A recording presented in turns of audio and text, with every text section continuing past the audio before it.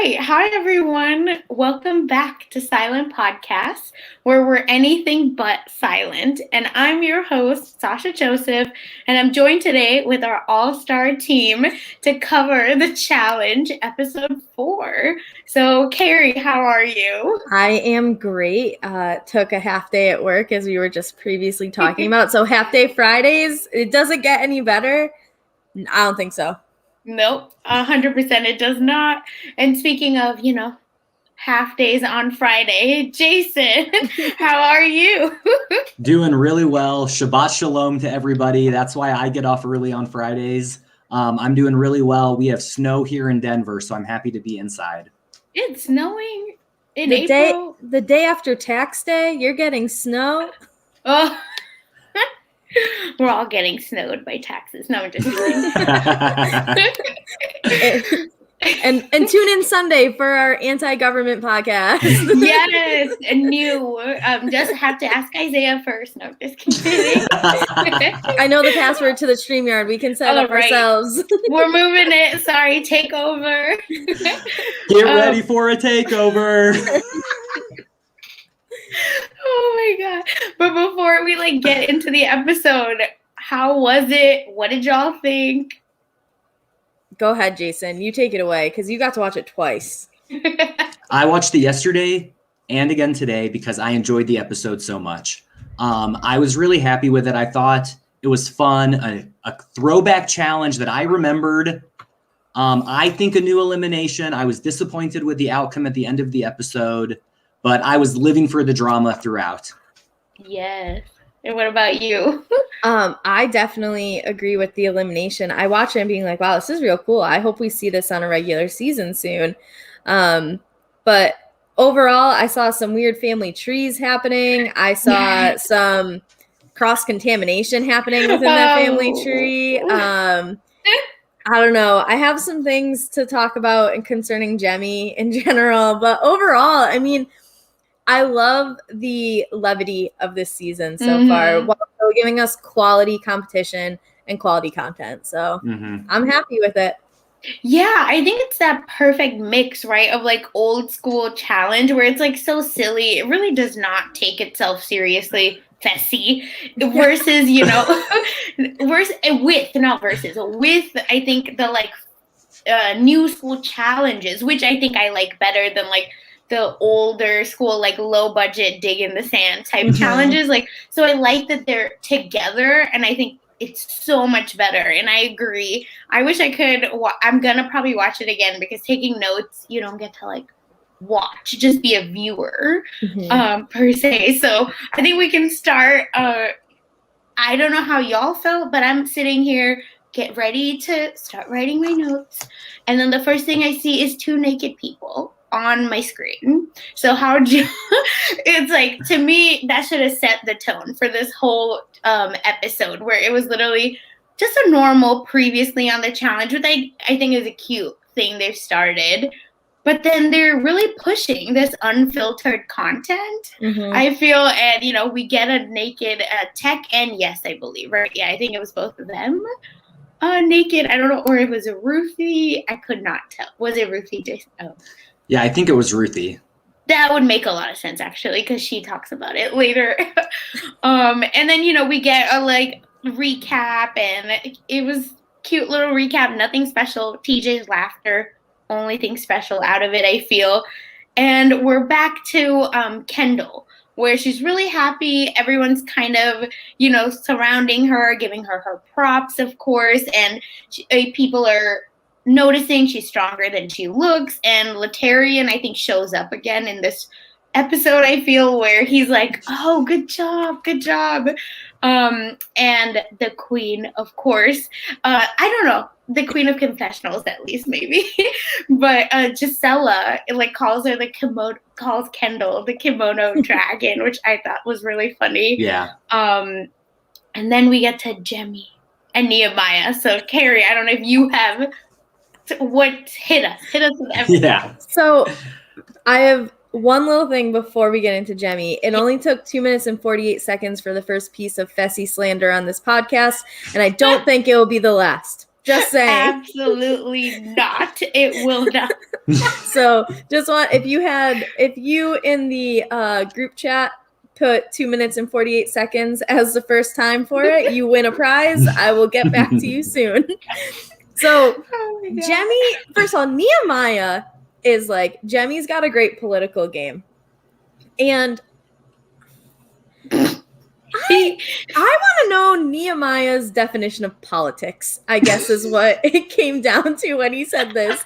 Because Jemmye just creates drama. Like, the fact that she's like stayed under the radar so far, I think is good for her.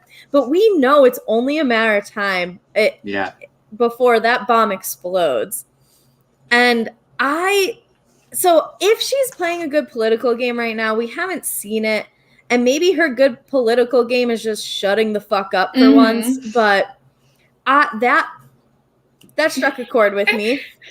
I have one other Jemmye thing that followed right after, when she was like, I was done with the challenge.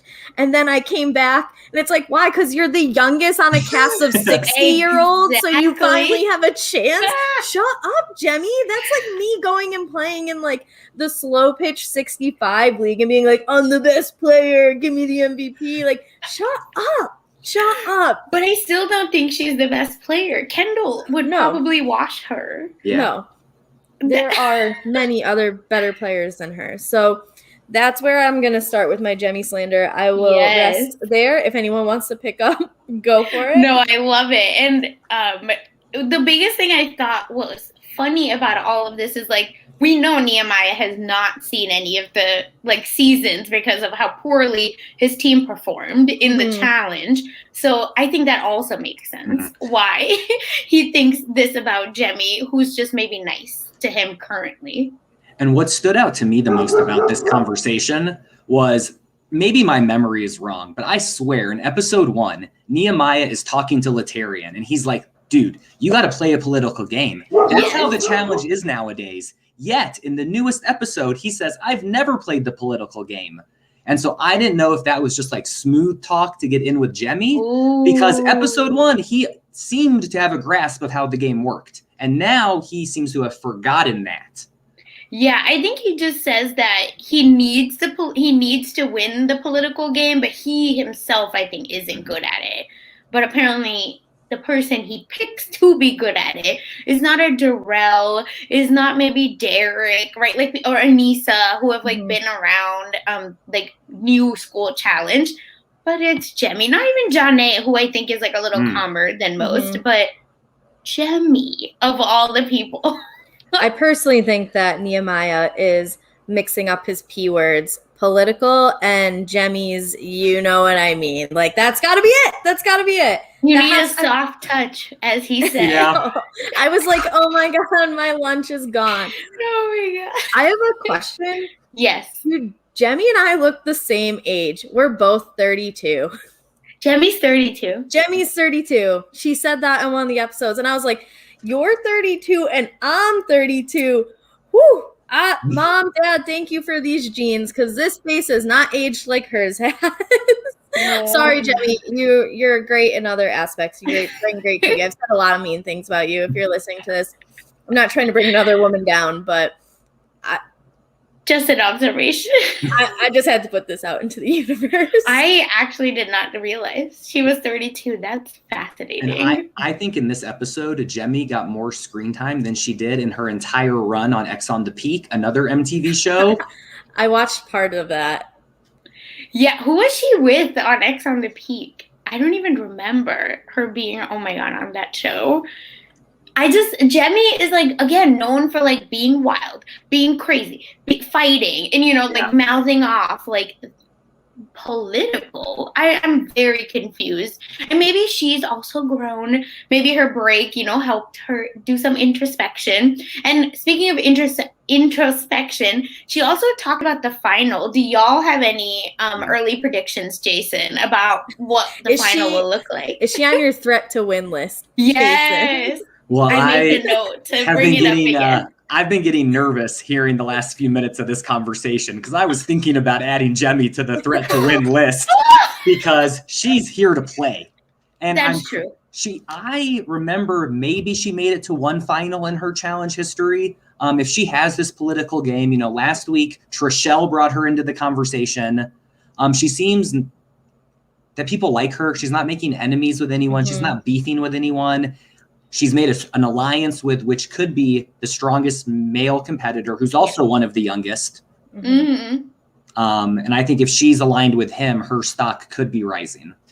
Yeah, I think one of the things that benefits her is most of the seasons she's done of the challenge, none of these players have been on it. Maybe she's encountered Anissa once or twice. Yeah. But obviously we've seen that Anissa has a bigger fish to fry with cast members on here, that they haven't had to experience Jemmye. So if of anyone, like her and maybe John A are like the two that get to come in almost with like no previous baggage issues with anyone. So if she's using it to her advantage and that's the political game, then okay, you're right. But I don't know if being quiet is a political game. Well, she is Britney Spears. So, I mean, I think she has a lot going for her. She did it again. She's back on the challenge. No, that means she's in a conservatorship or whatever it is, and someone needs to keep like a leash on her at all times. Oh my God. I don't know if that's who I'd want to be. I think I'd rather be Christina than Britney Spears, but valid. Is it because Madonna and Britney Spears like made out the VMAs? Yeah, like, it's is like that Britney what we're Spears getting at? in her prime, I think is what Beth was maybe talking about. But what are y'all's like predictions for the final? Like that seemed to come up a lot for Jemmye at least. So do you think it's gonna be like a male female pair or individual? What do you think? I have no idea. I'm like caught in the real challenges final right now. Yeah, that's real. Oh my God. I think if there's really only 9 episodes in this series, it could be a group final, and maybe they're competing in teams of 4 because there's so many people left, and I don't know how they're going to eliminate them. But in the final, it actually turns to Battle of the Seasons. It becomes a purge, but like based on ratings. Like your season was worse than this one, so sorry, you're out. Yeah, and it would actually make sense, Jason, now that you say that, because that's what these old school challenges, I almost said Survivor, these like older seasons were, where they would compete as a group for far less money, but still they would compete. And then I think 500,000 makes a lot more sense. If it's like even a group of 5, I could see it, because 100,000 each technically pre-tax. So that's still good for a 9-episode run. Yeah. And maybe that's why a lot of people didn't come back, because they knew this, like maybe the cost at the end or something, and they were like, it's not worth my money, or it's not worth the money, maybe. But that, we'll lock that in for now, and we'll see if our predictions change. And then, we go into like a few fun segments now where Cyrus and Beth are talking about nicknames. Which one was your favorite, Carrie? I didn't write down a single one, so I'm assuming none of them. Yes, Jason, please go ahead. I was living for this segment. Oh, I figured. The nicknames. We got Roof on Fire for Ruthie. Ken Doll, which I think was the least creative for Kendall. And then Beth to Death. It just took you explaining Kendall as for me to get it. Maybe that's why I wrote nothing down. I'm like, these suck. I don't even get them. I'm just stupid. Okay, proceed. But that led right into Beth being like, Jemmye and I have this bond. She's like my challenged daughter. We're like Madonna and Britney Spears, Madonna is not Britney Spears' mom. So that threw me off. Yeah. Oh, I thought Wikipedia said she was, so I'm going to have to go back and take a look at that. That might be Challengepedia, but I think the real Wikipedia has different information. Yeah, just a tad, maybe. I know, and I was like really trying to come up with like nicknames for us, but then I failed because I was like, I'm not good at this, so why should I try? So... But I also really liked Cyrus calling Jemmye Beth's lucky charm just because she's her daughter. What does that mean? The cereal? I'm not sure. She's sugar-filled marshmallows. I think it could mean that if Beth's name comes up as a target, Jemmye will tell her. And that's why it's lucky. And no one has ever had Beth's back like no that. woman. Oh, No right, woman. no woman. has ever. There's been some men that have had best back, but Her tenderoni. What do you mean? Oh my this God. segment also showed why I remember liking Cyrus so much. Mhm. That he is fun. He's a goofball. He's able to build relationships with everyone, make them laugh, and also be a serious competitor. But we didn't see that in this episode, but it's coming soon. Yeah, I agree. And I think this is how you like connect with people, especially someone like Beth. That's what she like, that's her almost like connection where you make her feel special. You make it a bit about her. Oh, you have Jemmy, and like this is how great it is for you. And Beth loves that stuff. So agree 100%. Like Cyrus is playing the game, and I like it. I like watching it. I thought it was a cute little segment. And then we get our real world Hawaii segment. Mm-hmm. Were y'all ready for tech? No. Right? I wasn't ready for it, but I was filled with joy seeing that flashback from real world Hawaii in 1999. Which Yeah. I remember trying to watch. I know I saw some of the episodes, and that's why I have such a strong affinity towards both Tech and Ruthie. Mm-hmm. But I was like hoping Ruthie would jump in there with him. Yeah. So it would be like a real, before and after. But yeah, I think Ruthie, it's either that one, they just didn't want to show us that piece and they wanted to kind of focus on Tech because he was leaving this episode, or I also don't think Ruthie's necessarily like, completely herself. At least on this season, because right after this, it was really weird seeing Tech coming out of the water. Like he looked like, because his legs are so long and he's so tall and skinny. It just, there's a certain insect that it reminded me of, but I can't remember the word, so I don't want to like be disrespectful. But there really is like a tree something.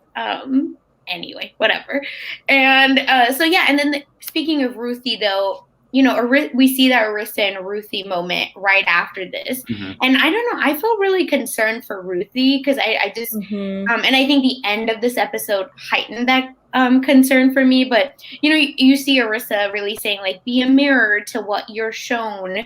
And then it cuts to, like, Ruthie leaving early because, Anissa was kind of like the crew of women. Anissa wasn't the only one, but that took her out, and she still has a lot of that baggage. So Carrie, how are you feeling about this conversation, about Ruthie in general? I think that Ruthie has probably moved on from the challenge and like mentally, clearly physically can still do it, but to come back into this intense environment that I think it was Gisela said, it's like we come back here and it's like we never left and we revert back to this mentality we had however many years ago. I don't think she was ready to revert back to it and has reverted back to it in a negative way. And like not negative like towards others per se, but more for herself. And I just feel bad for her because I think if we get a Ruthie who feels mentally prepared to face the Anissas and whoever else she's really felt has like slighted her over the years, that she ends up being one of the best competitors in the house. But I think she's so in her head and like Anissa is in her head as well that it just sucks that like she has unfortunately fallen into this and not been able to like come out on the other side of it and kind of just been like, fuck you, Anissa, and then does her own thing. Yeah. I think Anissa in power is, especially in this group for whatever reason, it's not bringing out the like mentor grown up Anissa we've seen over the last few seasons. Like we're getting the older Anissa, and not older, but like the past Anissa here as well. That it's not great, I don't think, for either party. Yeah, I agree with you completely, Carrie. I think Ruthie is in her head. She was one of the people I was most excited to see back on this season. But she's in her own head. She's in her own way. And I think Tech leaving makes it harder for her to stay. And I do agree. Anissa is totally living rent-free in her head. It's all she can think about. And before we move on, I just have to ask y'all this question that I noticed in this scene. That Arissa was sitting there, drinking her tea. And the tea bag was laid over the cup, like the rim of her mug. And like, I'm not a big tea drinker, so I've never seen that before in real life. Like, have y'all ever seen that? Is that something that I just don't know about? Or is that unique to Arissa? I think everything's unique to Arissa. That's the best answer, actually. There's no other answer than that one. Because like, which I know we'll get into, because like she got such a big moment in the challenge, but like Arissa's on Mars. Like I don't believe that she is all here with us. Like, she's in her spiritual highest level of like, I don't know, like peace or salvation, whatever you want to call it. But maybe that's how she gets there. Maybe it's a little bit of the tea, like Salt Bay, like from a distance. I definitely wondered why she was cast, especially over some of the alternates that got left out. And I now see why. I understand the value she adds, which is she's the crazy in the good way, like the fun crazy. And you know what? Thank you, Arissa, for being a part of this experience for us. I agree. I'm assuming production talked to her and they were like, yes, 100%. We need this. She won't get far, which will be helpful because we want some of our like faves that are stronger to get far. But she'll still give us enough content that we'll be happy that we, cast her. So I agree. But Jason, this is like the like good side of watching this twice, because I feel like you catch this kind of stuff. So I noticed it the first time. I was like, what is she doing? Who drinks tea like that? Arissa, that's who. Oh my God, I love her. And then after that, we go into the challenge, which is called Melt Away. We first, I think first saw it at Battle of the Sexes 2.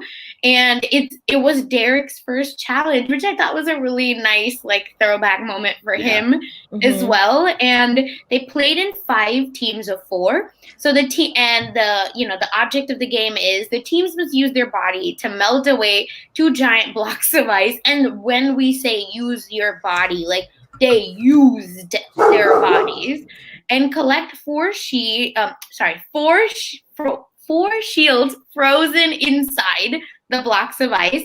And after, an extended period of time, we saw it didn't quite work out. They didn't just use their bodies, or maybe they did use their bodies with some extra help. But anyway, once the teams collected all 4 shields, we got a weird Franken bite or some voiceover saying, don't, if you break your shield, you get a 5-minute penalty. So you have to collect all your shields and then return to a station where you put each shield, in chronological order, basically. And what did y'all think of this challenge? I know you remember it, so tell me everything. I mean, I thought that, I think I actually wrote it down. We are getting Are You the One slow-mos out of this. Like, as soon as I saw this was going to be it, I was like, they are bringing the Are You the One production team on for this one, because we're going to get some gyrating. We are going to get some dry humping. We are going to get some things that, like, if these people's kids stumble upon it, they're going to question their parents a lot. Was it Letarian like saying I'm sorry to his, like, I don't know to whom, but he was or I think it was Letarian, but I can't remember. But because Anissa was on top of him, I think. So he was like, I'm sorry. I liked that they showed each team and gave them opportunities before the challenge started to give confessionals, and then highlighted them during it. I was dying laughing hearing Jemmy talk about her challenged mom and her challenged dad and how it's like she walked in on them. That's why she's on the show. She was really bringing it in that moment. I also noticed the thing, Kellyanne was making a comment about Alton, and then she was like, oh, his family's watching. She was the personification of the drool emoji. Yeah. She was saying that.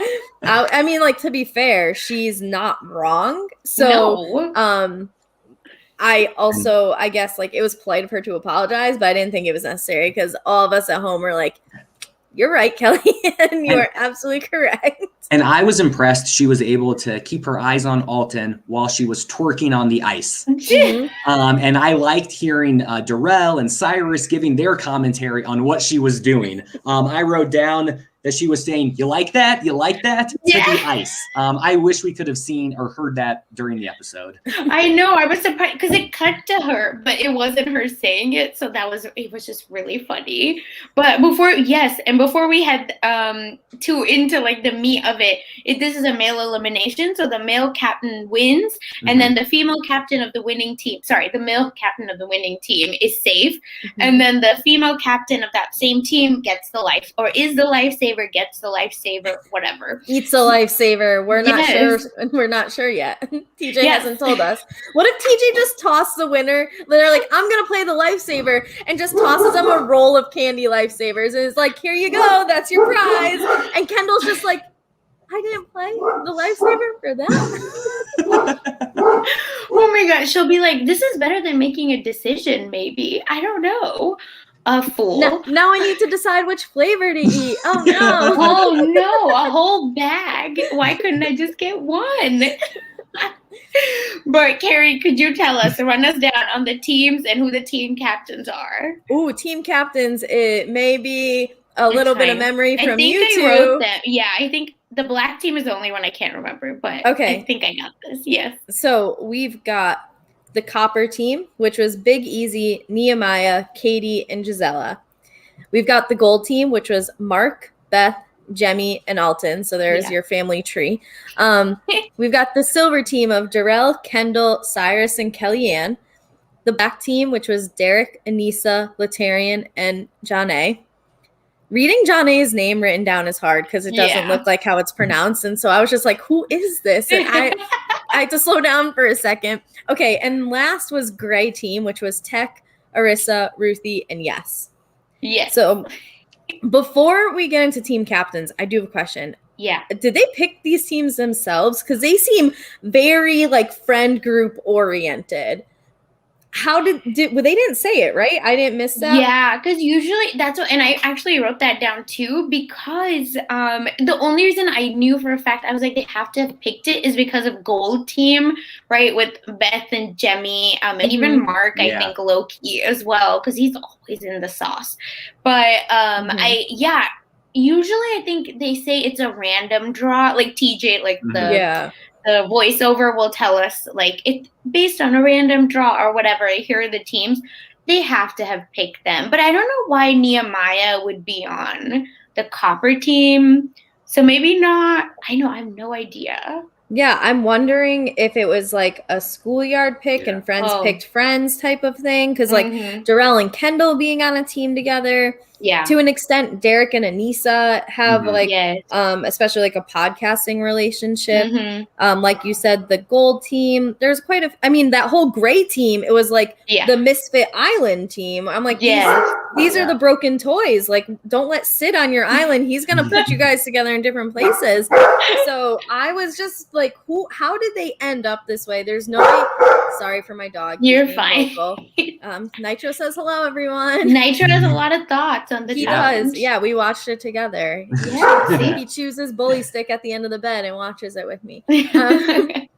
But it was just like too fine-tuned to be random, but they didn't say how they were picked, so I would love to find that out.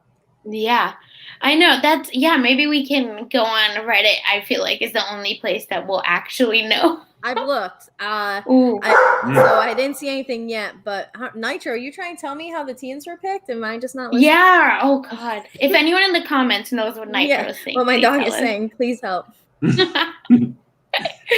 Perfect. And then the team captains. I think silver was Darrell and Kendall. Gray was in Arissa or Anissa. I can't remember. I think Anise. I can't remember. I think I wrote Arissa, but I think I meant Anissa. And copper team we know was Nehemiah and I think Katie were the captains. And for gold, I didn't write it down, but it's okay. It doesn't matter. They lost. They thought they won though.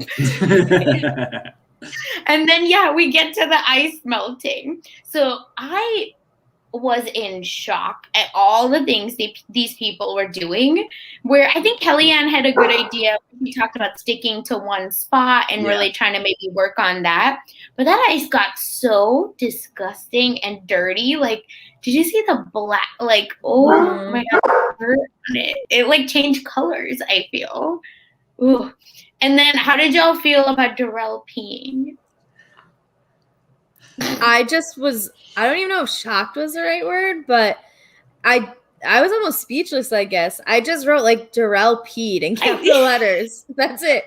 I put 3 question marks after that. Oh my God. I wasn't sure if it happened, but I don't understand why or how he thought that would benefit their team and melt all the ice away. No, and it's, oh my God. I literally put, Darrell peed in all caps with like 3 question marks. And then I put, oh, hell no, in all caps, because that's, first of all, hell no, because I would not be rubbing, I would not touch that ice. I think I would quit the challenge. I'd be like, you're disgusting. Or like pour that hot water maybe on it. I don't know, but that's so nasty. And that whole team was all up on that ice after. Like, they did not care. Oh. To be fair, a lot of them are very like exchange body fluids in the previous season or not. That like Darrell peeing is probably mild. Yeah, that's very true. And then we got the Anissa really funny one where she was like, I'm happy to ride, to hump, and be wet, whatever you need. And Anissa's just on Latarian, like just, and then they're just kind of use like a wheelbarrow, like just going back and forth, like a seesaw, just going and going. It is so weird to watch all these tactics. Oh. What tactic would you guys have used? I think Kellyanne's, right? Like stick to one spot. Finding a spot. Yeah, I think I would have, because like I saw that Darrell took his shirt off, and they were saying it was cold, so like I think I would have stuck to a clothed body part as my like point of friction. The people who are like rubbing their skin on, I'm cold thinking about it. I probably would have taken Arissa's strategy and really tried to like visualize the sun gods and use that to melt the ice. Because I remember when they did this challenge back in the day, and it was like on a beach. It was super sunny. They were all sweating on the ice as the ice was melting, making it way more gross. But if it was a sunny day, it would have been easier for them. And I wonder how long they were doing that until TJ like gave them the hammer. No, TJ didn't give them the hammer. Arissa summoned it. She just got the wrong god. She got the wrong god. She thought she got the sun god, but she actually got the tool god. And exactly. There it was. Even better. You're welcome. Her ancestors were like, listen, God helps those who helps themselves. Here you go. We know you're praying to the wrong one, but we're gonna pretend we didn't hear the name, and we're gonna give you what you need. Oh my God. I just like Arissa is so funny. And I think someone even yelled, right? Like, Arissa girl, like get the water, let's go. That would be me. I'd be like, hello, come on, please. We absolutely do not have the time for this. Because it's just like she's literally sitting there, hands to the air. And just being like, I'm visualizing the sun. And production's so shady, being like, look at the clouds. Literally shady. Oh my God. It was just like I can't only imagine production like smiling ear to ear when she's doing that, because it was such a mess. And but then I appreciated that she went back to the water and started spitting again. Oh, it was so gross. Oh my God. And then thankfully TJ, their own ancestor, helps them and gives them a hammer. And it looks like it's all the men starting to like literally break the ice. And this is when, we get the thirst comment from Kellyanne, who's loving Alton. Listen, we all were. I liked watching Nehemiah. I even wrote that. What about Nehemiah? That's true. Oh my God. Go ahead. I was going to say that I appreciated Derek just being like, it's hammer time, play the music. I thought that was great. So thanks for that one, Derek. It made me laugh out loud. I think because I've listened to so many Challenge Mania podcasts that, how do I say this? I don't think he's the brightest tool in the shed. So when he says something, I'm like, oh, okay, go on, buddy. Yes. And you know, like we talked about this, I think last time as well, that we know he's really trying to get the ratings, get the like, you know, sound bites, get the like bring me back for next season moment, which is fine. I think if like you're gonna work hard, like do it for my content, do it for my excitement. So I loved it. I think they all got into it. I liked watching even Darrell break the ice because he was doing very well. They all looked just really good. And I liked hearing Darrell say how he's been studying, that he had a list. And I was so impressed with that. You know, I wish he would have studied on the challenge double agents. Maybe how to run? Who did he go against? I can't even. Corey. Corey. He lost to Corey, and Corey is so fast. And it was a straight up sprinting challenge. Like everyone was like, sorry, Darrell, but you're slow as fuck. Like, there's no chance. And then they tried to edit it like it was close, but everyone in their confessionals was like, you have molasses and then you have Darrell. Like, all right. Oh my god. No, Corey creamed him. Poor Darrell. Yeah. Oh my god. And Corey's probably the fastest guy in the challenge, like sprint wise too. So there was like literally anyone else, maybe Darrell stands a chance, but I was really disappointed when he lost that though. Not that I want Corey to go home, but I wanted Darrell to make final. Yes, for sure. And I think he probably would have had a good chance of winning if he made the final. So I understand that. Yeah, and I think when Leroy went against whoever, was it Jay? Yeah. On the on that challenge, the going against. Apparently they did it right in a minute. I think he finished it in a minute 45. So, but I mean, Leroy had done that before. Leroy had beasted that exact same one. And I remember in week 1, I said, because my roommate and I watched it together, it's like, Leroy's done this challenge and was amazing at it. And then, of course, his elimination, I was like, Brett, look, I told you. I called this in week 1. I love that. Yeah, exactly. It was just, I mean, this is again, right? You really see the difference between these older players versus the newer ones, where not that the older ones are bad. I really feel like they can hang. It's just that the newer ones are, I mean, the new people on the new seasons, because not all of them are young per se. Like they are just so, you know, physically so much fitter and really like understand the game much better, I think. So yeah, and then I agree. I love that Darrell got like this great confessional, but then lost. Well, from what we know, right, is that Gold finishes first because Jemmye was like, absolutely not. Like, you know, I know everything. Like, we're winning. So I thought this was gonna be like, oh, how the mighty have fallen, and Darrell like just outright beats her in like a memory comp. But no, and then then the Gold like finishes first, and I think Silver second, Copper, sorry, gets it wrong, but they asked for a check. Silver second, Gray's next, and then Gold, and then I think Copper. Copper just like times out, so they don't even finish. Were y'all like surprised by anyone with these? Well, what I noticed in this episode, and I think I noticed it earlier in the season, but because I watched this episode twice, there's a wall in the challenge house that has the shields with all 36 challenges in order. Yeah. And they showed it in the first 2 minutes of this episode. Yeah. So I don't know how smart Jemmye really is. Is she a super duper fan, or is she just really observant?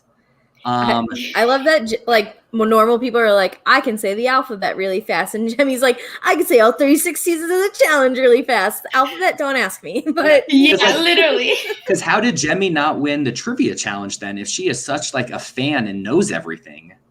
Yeah, she knows the most basic stuff. That's why. Like, she just knows the names, I bet.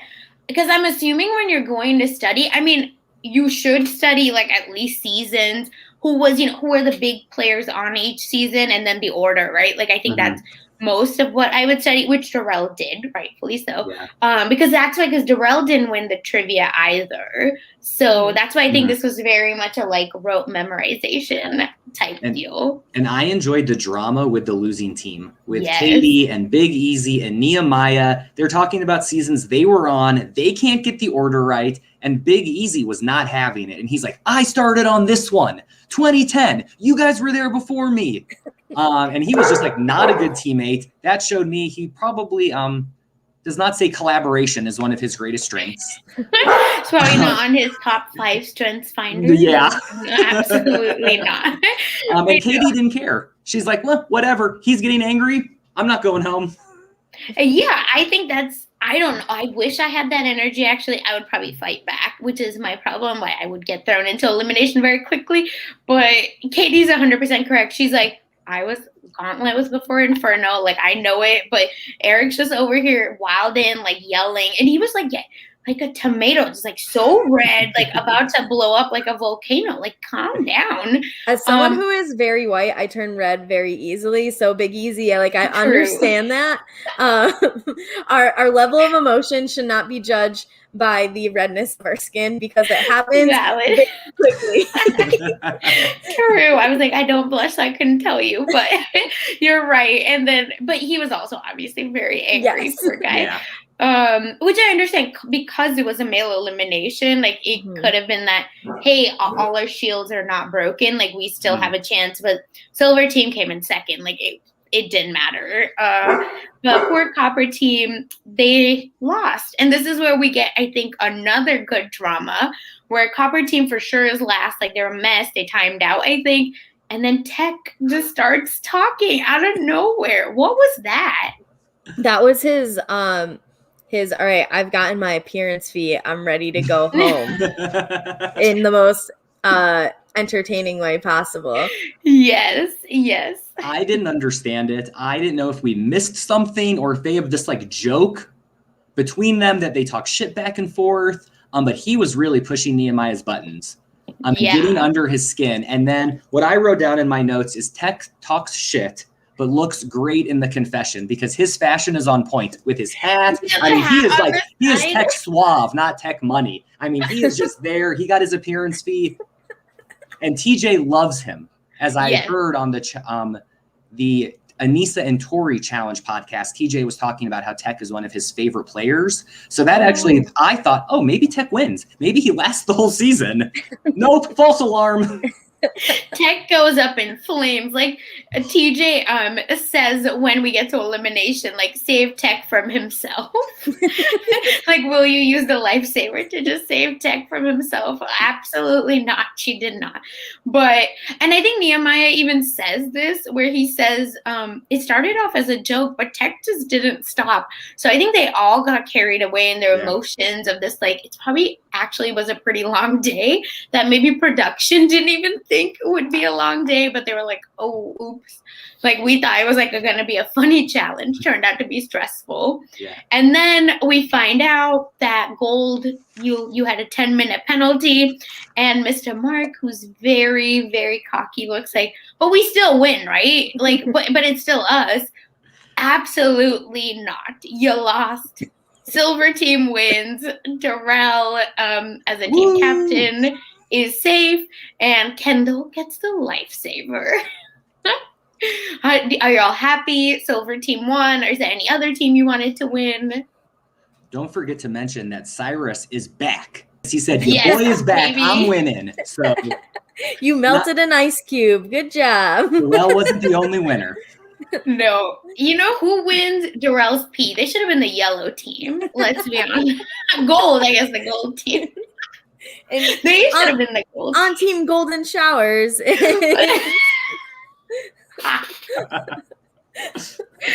Oh God, I cannot. Darrell did it. I mean, we wouldn't be in this situation if he didn't do it. He gave us the content. Yeah.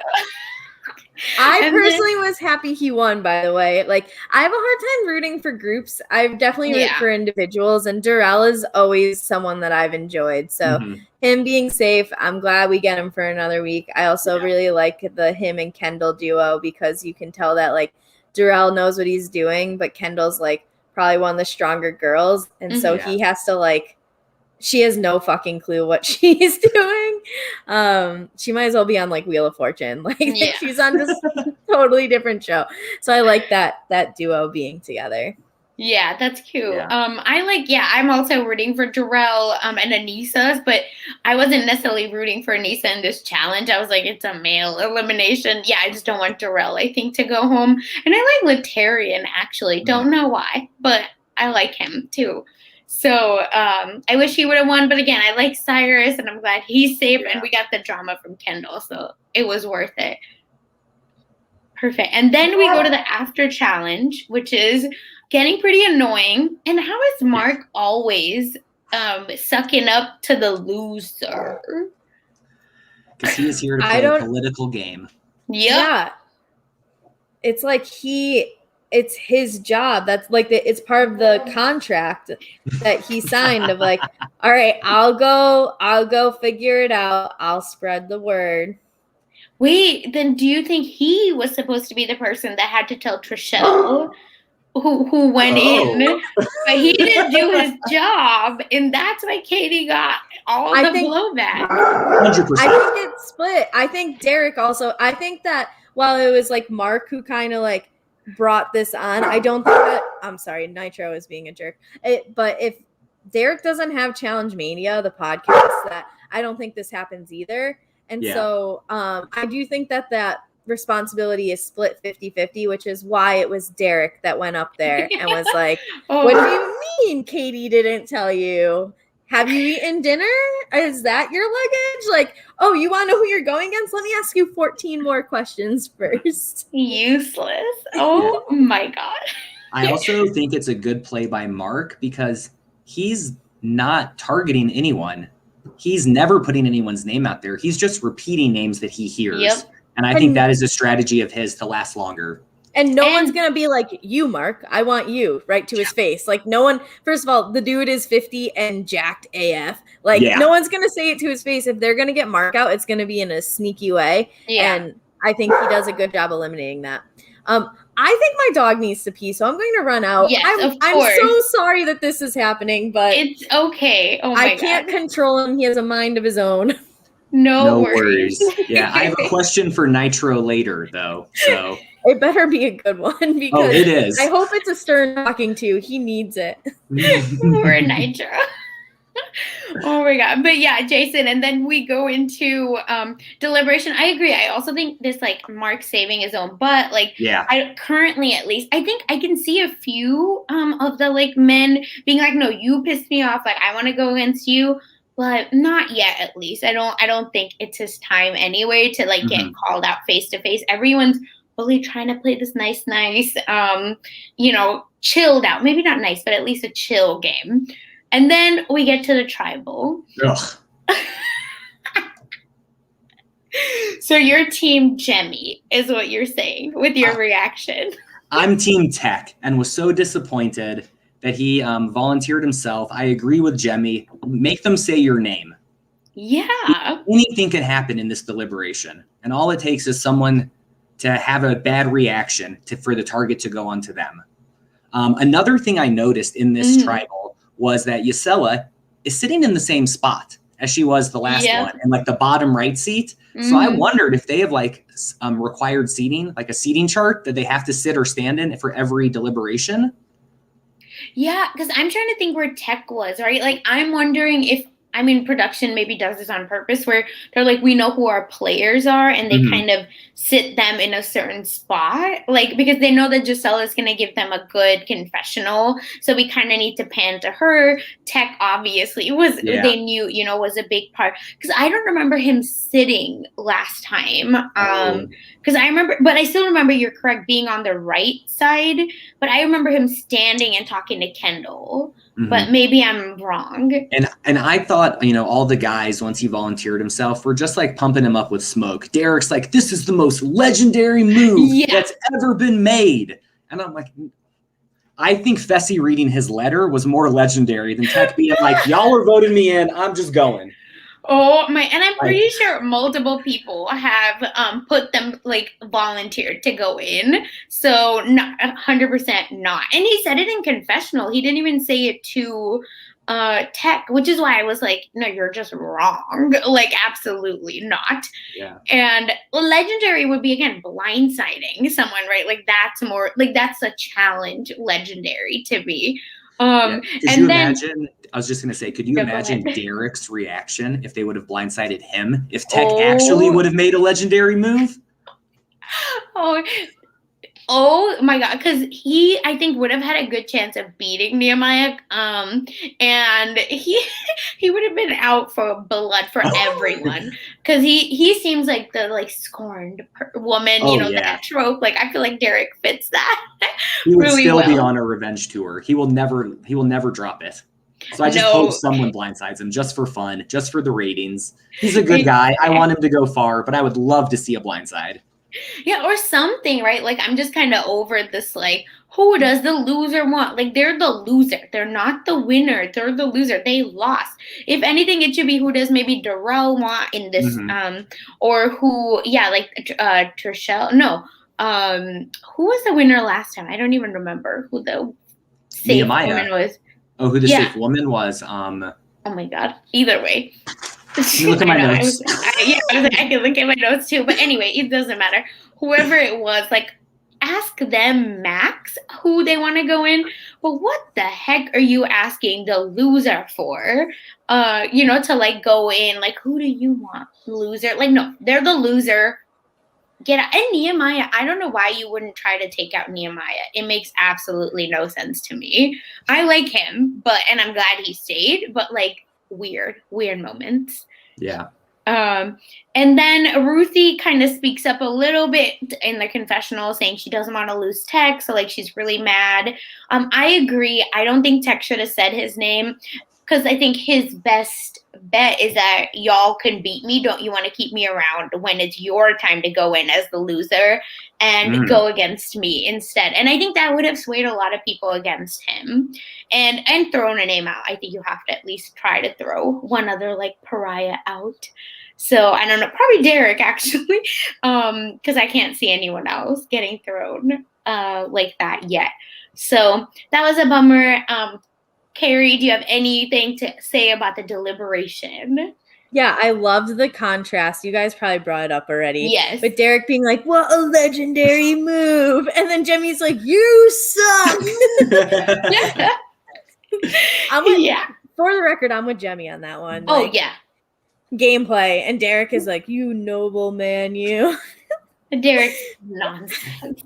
Yeah. Oh my God. And then we get to the party. Our family is playing and we're really excited. Arissa is asleep already.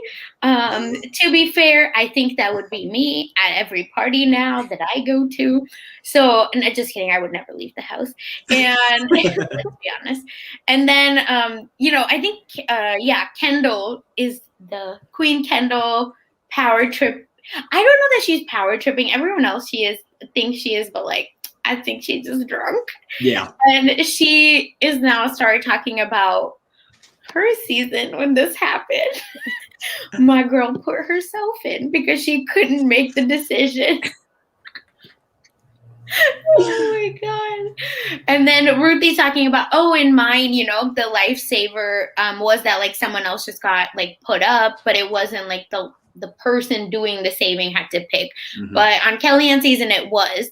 I know we talked about this before, but I really think that they might do a who do you want in, because they're just such a like passive. This seems to be such a passive season with voting, at least, that I think that would add some drama to this. And then we get the Jemmy Nehemiah Big E moment where Jemmy wants Big E to go in. I don't even think like Nehemiah does. And she's like, he's smug. I don't want to run with him. You need to understand that I have to look out for myself. Let's ask Kellyanne to throw Big Easy in instead. And then Tech just goes, save me. He just says, save me.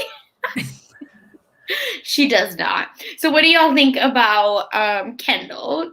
And I said Kellyanne, but I meant Kendall.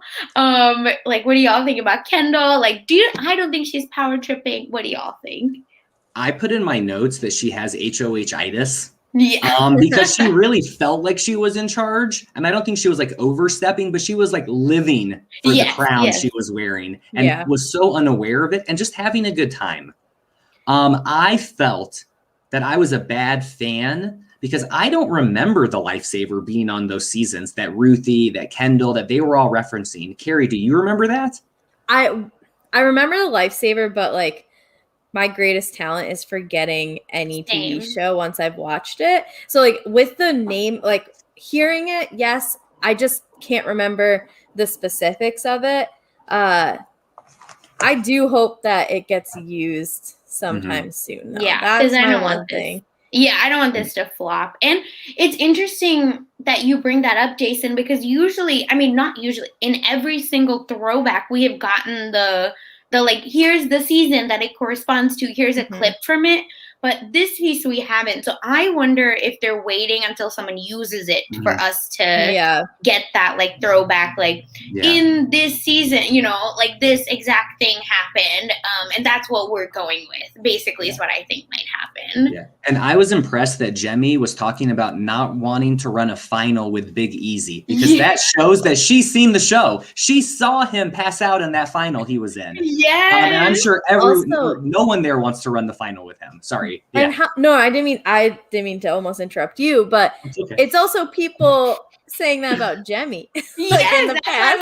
So the fact that Jemmy like has a legit, she's not wrong, and it's usually about her though. So like, happy for you, girl. Way to go that like you get to be on that side of this story, like how the turntables or whatever that saying is. So I do miss I do miss one thing though. I miss them like cutting it up with strangers in a bar. You know what I mean? Like, make this a real mess. I know it's COVID, but can't you like quarantine some strangers and bring them in? Like, right? Yeah. Here are these 10 random, where are they in like Croatia or something? Like Argentina. Next season's Croatia. So here are these like 10 random Argentinians that we have vetted and screened and have been quarantined for 2 weeks to be here for this 3-hour 80s theme party. Have fun. Yeah. I think it's really interesting you say that, because just Wednesday night when I was watching the challenge, I actually tweeted that I think the backyard ice bar is going to be a COVID carryover, because I actually like it that it's just them. It's fun, and like hopefully the drama will be increasing, and the randos won't distract them. It'll prevent people from getting in fights with strangers. They can focus their energy on each other. Like, remember the Swaggy C and Josh fight? Like, to me, like, that's the kind of stuff that I don't know happens in the dome, because I don't know that they're getting that drunk, basically, versus like a bartender that, you know, like is making you drinks and just kind of like you're in that atmosphere. Because I don't know how many people were in that bar. I forget now where it was. I looked it up before. One of the Eastern European countries that they were in on that season, the bunker season. And it's, I actually like the or actually want them to leave, if that makes sense at least. But you're right. Maybe I just need them to have a bartender that overserves them. And I really resonated with Kendall in this moment when Kellyanne was like, keep your voice down. Everyone can hear you. Because I have been in that situation before in that role of Kendall. So I really felt for her. Same. I was like, as a fellow loud person, like same. That happens to me all the time. Oh my God, poor Kendall. I think she was really just trying to talk to people, because we saw it last week, right? Like that she's feeling on the outs and like not really like talking to people. So I think unfortunately it like makes like sense why she was like, maybe finally now people are talking to me. But at least with the Derek like confessional, we see that unfortunately it is just game and they don't maybe actually care about her. And then so I really thought that Big Easy maybe has a chance of going in, but then his like weird thing was, Big Easy's thing was that Nehemiah didn't use it on Kendall, so why should she use it? And I was like, that's an interesting thing, but shouldn't she use it more so that he has someone that will take him out instead of like Tech, who he will win and come back allegedly at that point. So I thought that was an interesting moment. At least that's how I would be thinking. And then we get our first makeout of the season. Before we leave the bar, Sasha, I just have to say one more thing in my notes, and this is for Carrie. Did Nitro notice when they were leaving the bar, a dog burst out of them in front of Big Easy? What was Nitro's reaction? My dog goes nuts when other dogs are on TV. And when I say goes nuts, like he will lay here calmly and just chew his stick and watch. But then when there's another dog, he stands up and just barks at the dog.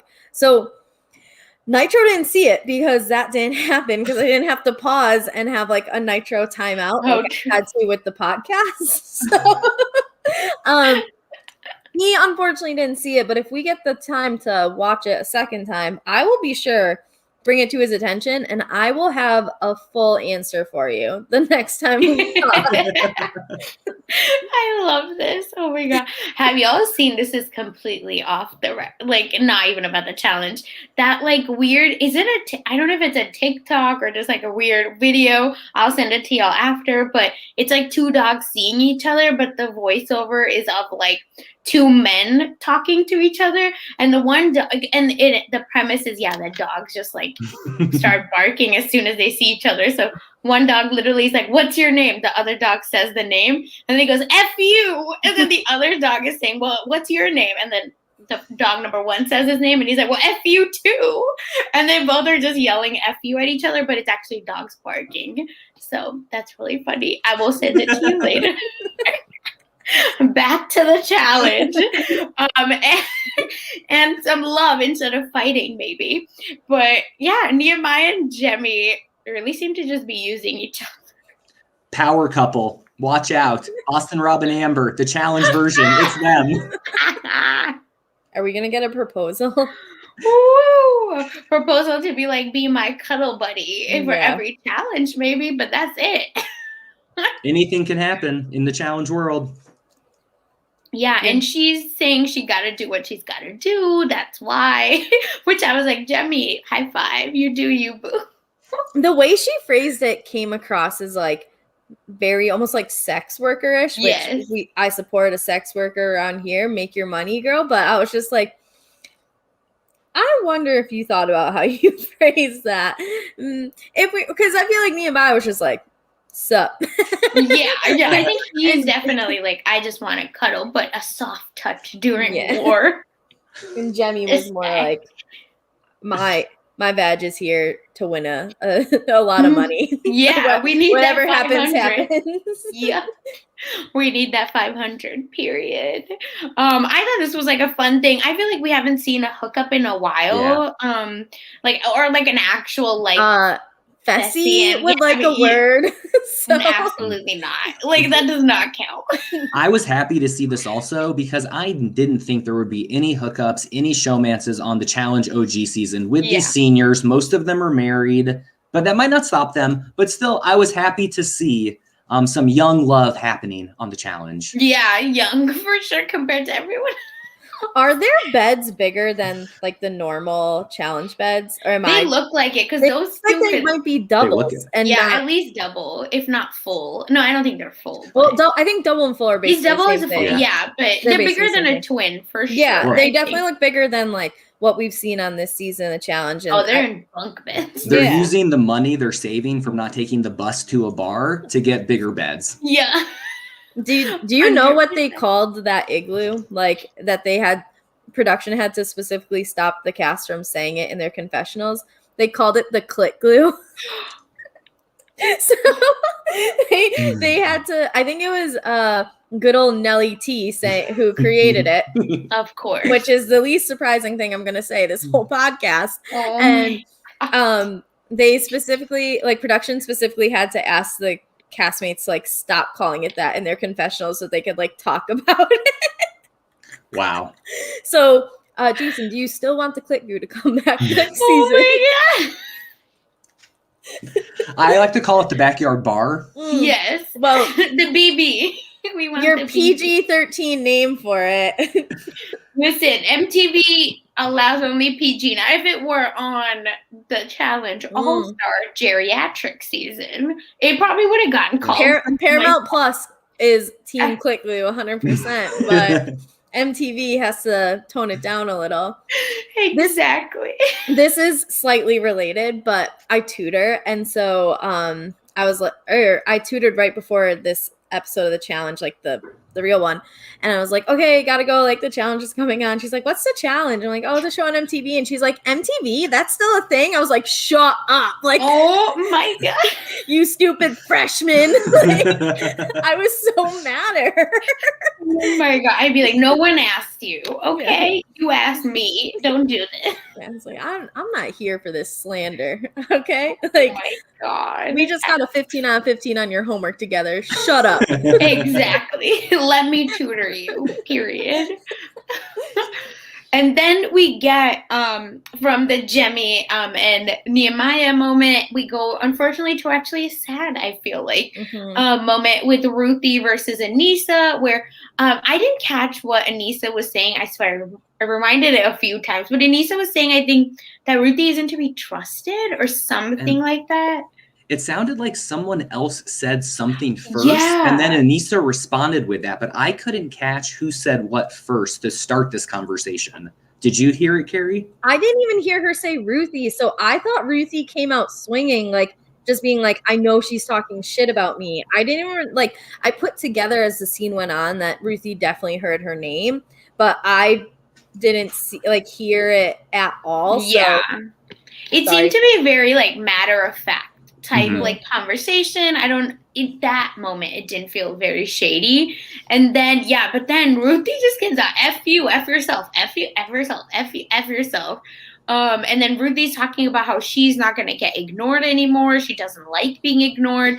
And I think it's seeming like it's happening again, that there's like a clique happening without Ruthie, or like these women are kind of coming together without Ruthie, and which is unfortunately just causing a lot of old feelings to come back. And then we get the cutback of Anissa like plotting against Ruthie, but I don't know that Anissa was even plotting. I will say it just felt like Anissa was like, I gotta do what I gotta do, and Ruthie, you're not in my alliance, and you gotta go. And Anissa like screwed her over, and she's just kind of over it. She's over it. And I felt really sad. And then Johnny trying to hug her, just standing there. Oh my God, poor Ruthie. Poor Ruthie, but yes, John A. Sorry. Yes. So I feel like we need a LeBron James situation where talking to Kevin Love, where it's like, don't fit out, fit in. Because Ruthie knows that she's on the outside. So if you're only going to like stand there and be like, I think she was kind of drunk, but like drunk and paranoid about being on the outside and calling people out for it, you're only fitting out more. Where like you're an adult who's done these seasons. At some point you have to, as much as you hate it, try to get along with these people. Otherwise, like, you are fighting the steepest uphill battle. And if people are coming back to the show and liking Beth after how much shit she got in her original seasons, and people are cool with her and getting along with her, like, Ruthie, you can do it too, because people hated Beth, but you have to help yourself in a way. You know what I mean? So I needed a LeBron James, Kevin Love conversation. I don't know who would be the one to do it for, because with like who, I don't know who could step on. Yeah, exactly. I mean, listen, Derek would love it. Just someone tell Derek this, and Derek will, I'm sure, do it for us. Because Johnny is just like, I'll hug you because I'm a mom now. And that's it. Like, it didn't seem like it was much. And Ruthie, like, was not trying to get the hug. She was like, no, I need, like, friends. So I wish John A would be like, I'm your friend. Like, no, I'm here. So I agree, Carrie. I think that Kendall would be her friend. Arissa is her friend. So I feel like there would be people. It's just her and Anissa have, like, an axe to grind. And she just grind it or get over it. Like, you can't, like, stew in it. And I think that a lot of the men respect Ruthie. I think that we aren't seeing that relationship, and maybe purposefully to make it seem like Ruthie is more isolated than she actually is. But there's no way that the men don't appreciate someone like her. Like, none of the men have ever said anything bad about her. If anything, you've heard them be like, she was a competitor back in the day, she's back now, whatever. So I'm hoping that this is being like heightened a little for some foreshadowing, and it's not as like intensely like sad for Ruthie as it appears. But I just want, like, the game player in me just wants her to kind of like suck it up a little and try to be friends with these people, as opposed to like, what movie is it when they're like quitting their job at like the burger stand, like fuck you, you're cool, fuck you, I'm out, peace. Like that was Ruthie. Or like CT leaving Big T as his partner, like fuck all y'all, blah, blah, blah. Idiot. That was basically Ruthie in this episode, and it's just like, this isn't how this is gonna work. Like you can't be successful and do this at the same time.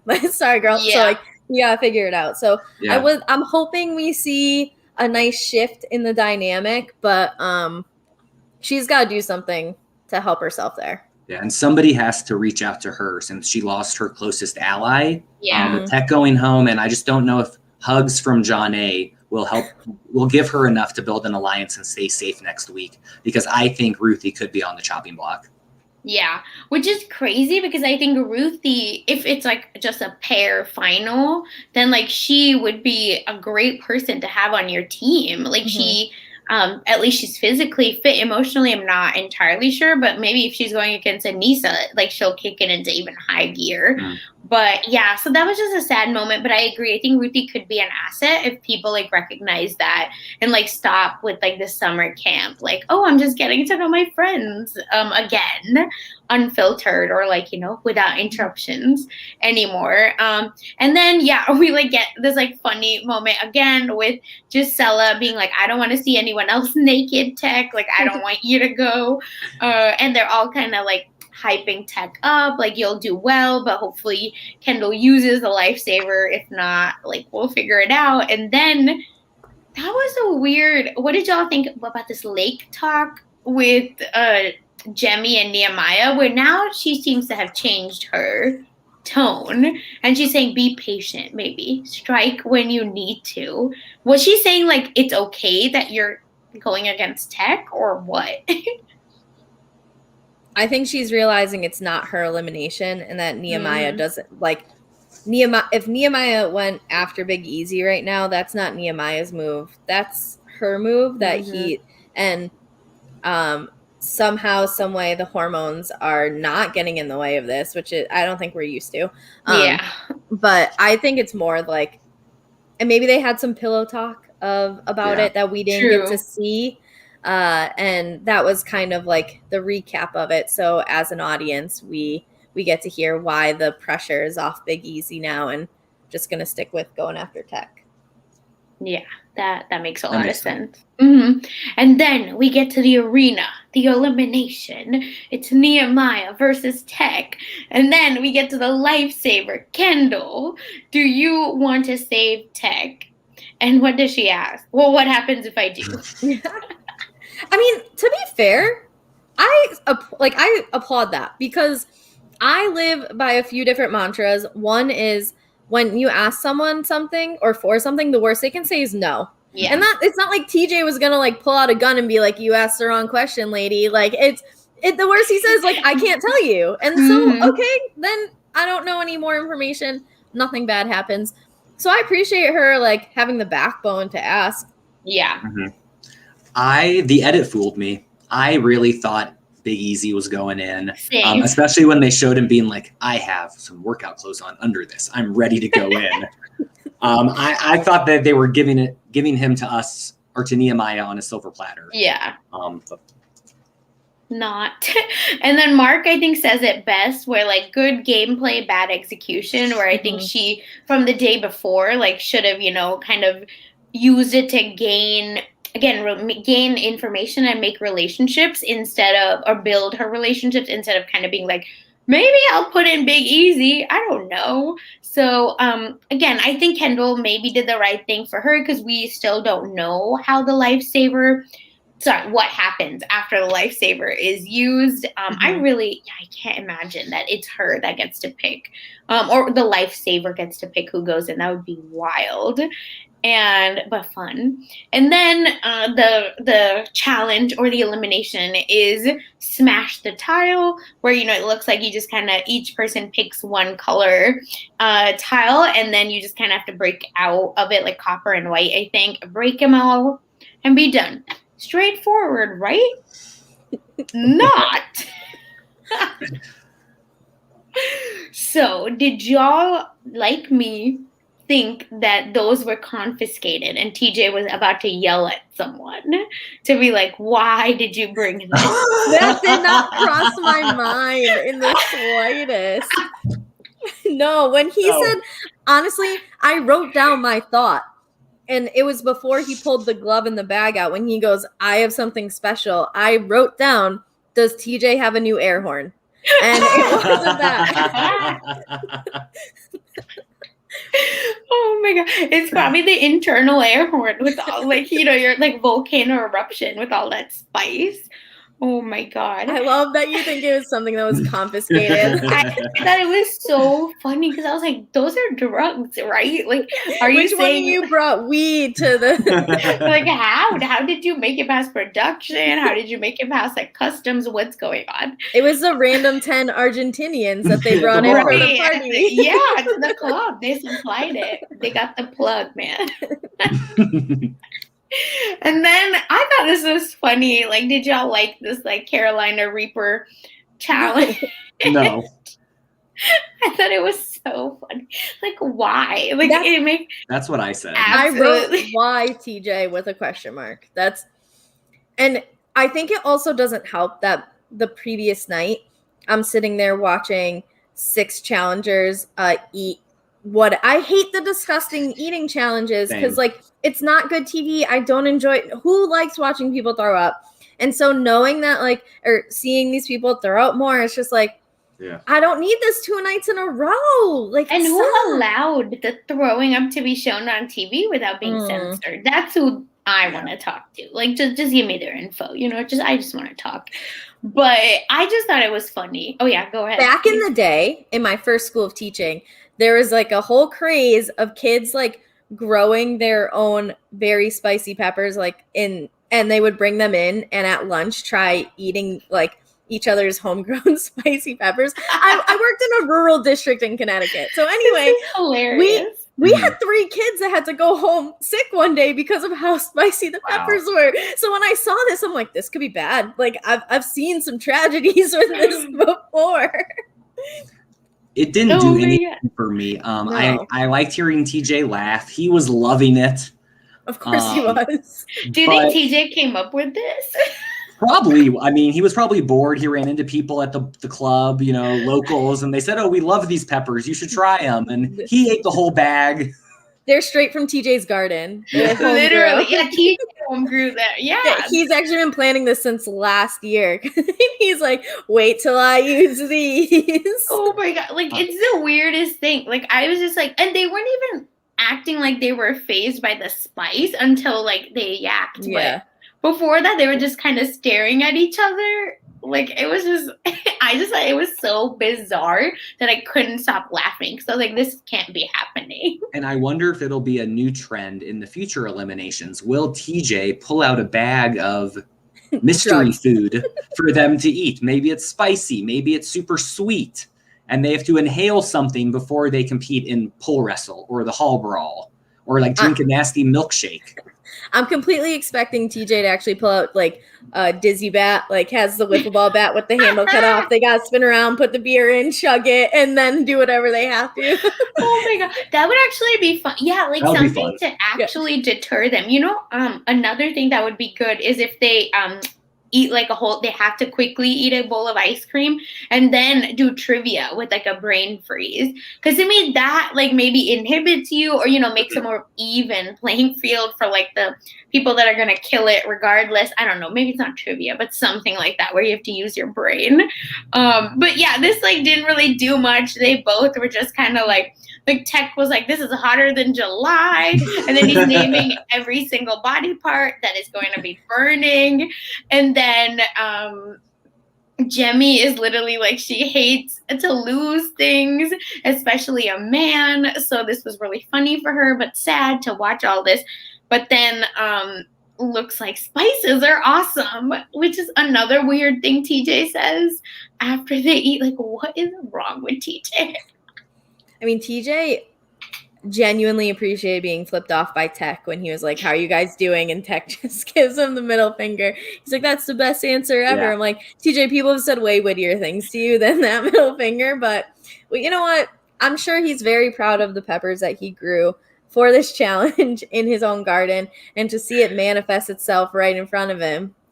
Yeah, and Tech's reaction and the way the rest of the challengers reacted and how they were talking about him leaving as the jokester in the house reminded me of Kyle. And I wrote in my notes, Yeah. Kyle is the new Tech, because that's what they say he brings to the show. That really like jokey joke, mess around attitude, flicking people off, not being serious. And that's what Tech brings. Yeah. And I didn't realize it until watching this episode. No, I like that comparison because like I already said this before, but right, like TJ said, save Tech from himself. Just like Kyle, I think honestly needs to be saved from himself too, with his just ridiculous moves. And and then TJ like lets them marinate, which again, where do you come up with these lines, TJ? What's going on? Maybe he saw Hot Ones and he's like, this is hot right now. Like everyone loves Sean Evans, the host of Hot Ones. So like I wanna like be part of that legacy. And then, Nehemiah looks like he's about to yak, Tech does yak, it's a mess, but then the horn blows and they go. And then to me, it seemed like the Reaper didn't happen because Tech, I felt like was moving quicker, but he was just not as efficient in how he was breaking the tiles. And this is what I asked, or I have a question for the both of you, like, did they have to take out the whole thing or just punch through it? It seemed like they had to break it, and I don't think they had to break everything off, if I were to guess, because there was some that there was still stuff left in there versus completely clearing it. I think it would have been better. Like, I really liked this elimination, and I hope it gets incorporated more, because I also didn't expect like those ceiling tiles. I know, and so when I'm seeing them hang there, I'm like, oh, this is sick. Like, someone can throw someone off. Like, let's go. But I think it would have a nice addition or modification to this would be they have to completely clear out that tile window. Yeah, I agree with what you're saying, Carrie. I thought it was a great challenge. It was very simple also, which I like that, because some of the newer ones are so complicated and hard to follow. I thought Tech really had a solid chance of winning this. It was so close. He's taller. He has longer strides. I thought he was going to be able to win, and that would be like the big upset we didn't see coming. But it seemed like Nehemiah edged him out. I also didn't realize they were breaking the top ones. And that's when I thought, like you said, Carrie, someone was going to knock the other person over. And we were going to get like a big reaction. But they were too nice because they were literally like almost kissing how close they were, but with the way they were hanging. But they didn't even like nudge, maybe because they were so exhausted that they couldn't extend even a little bit more of energy. But I even wrote that like Tech is hanging really well, because I just, again, just comparing the two, I would think Tech would gas out or something. But he lost by like 2 or 3 steps, I feel. Which, good on him. He should feel proud for how he finished it. Like, I was like, oh, Nehemiah got there first. But actually, like, I'm happy Nehemiah stayed also. I wish neither of them had to go. But again, I think it was a really evenly matched challenge, which I really think a lot of folks didn't expect that from them. So that was really great. I think, he came, he saw, he didn't conquer, but you gave us everything, Tech. We appreciate you. And Nehemiah, of course, is wondering if he's still sexy. And the answer to that is maybe after you brush your teeth and take a shower. But and then and then we get like a next week, which I don't know if I should spoil this in the edit, but if you saw it, looks like Nehemiah doesn't win again. And I thought it was interesting, before we get into the next week on, when Nehemiah was talking about being a legend and how you have to earn it. And I was picking up on the edit, and he kept saying things like that. Like, I want to be a legend. I'm here for that. I'm not a legend yet, which implies to me that maybe he lasts the whole season and, gets to the final and tries to prove himself. I don't think he's a legend even if he wins. Just saying. I mean, good on you unless you do something amazing. Well, if you win All-Stars, right, then technically you're a legend. But it's called All-Stars in, like, homage to what the first Real World Road Rules Challenge Right. season is called, which is All Stars. Because if you want to argue that some of these people are All Stars, I'll make a ballot in like Google Slides form and present it next week. Let's do it. Yeah. Oh my God. We need all the silent podcast listeners to vote. When I was just going to Yeah. say, sorry, Sasha, No, go ahead. Nehemiah can be a legend if he wants to. It just depends on your definition. Definition of politics, definition of legend. Like, you know what? The dictionary is fluid. Yeah. Yeah. And let's see. I think if he needs to do some snake moves. He needs to do some like fun, crazy thing. And then, yeah, I think for sure it can happen. But this is only 9 episodes allegedly. I don't know. Maybe that's not true anymore. But so he got to make some moves. Hooking up with Jemmy isn't the only way I think to do it, Nehemiah. I don't know if you know that. But yeah, I agree with you, Jason. I think he's making it to a final. And then if he loses, it's I made it this far. I'm definitely going to come back.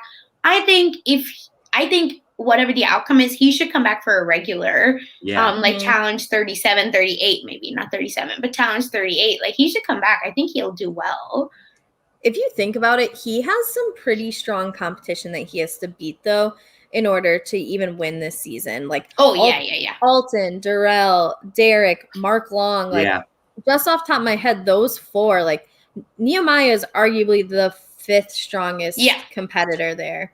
And Latarian is really strong. Yeah, I mean, Cyrus, depending on the challenge as well, like depending on what's happening, Nehemiah's could be down at 7. Yeah. So I think that if anything, because it's being built up with this legend stuff, I see him more of as an underdog right now. But that's my perspective. He was there. He's a legend because that's his definition. Do your thing.